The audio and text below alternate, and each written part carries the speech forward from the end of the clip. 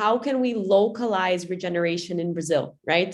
Because we talk about regeneration everywhere, and I think regeneration and sustainability and localization means something different in every local aspect, right? It means something different from its territory perspective, from the peoples there, from the history of the country. Brazil is a colonized country, it's full of different nationalities inhabiting this land.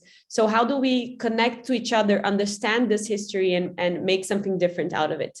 So I think as being a systemic activism, right, a big picture activist, you need to educate yourself about what's going on.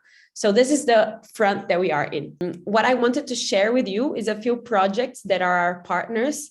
I have a few pictures because Brazil is such big in localization. It has so many local projects. It has so many grassroots initiatives, but we're not collaborating. We're not working together. They're very isolated. So this is my goal for this year and next year, to create this network between them so we can be strong together. So this is a project called Instituto Favela da Paz. It's in a favela in a shanty town in Brazil. And it's made by the people in the favela, and they started growing food within the community for the community. And it's all organic. And they invent their own mechanisms of water storage. So the power of community and localization, like working within your community, in your territory, and making the best possible sustainable way of living there, is been super successful for them, and they're a very cool and important partner for us. Let me see if I can change.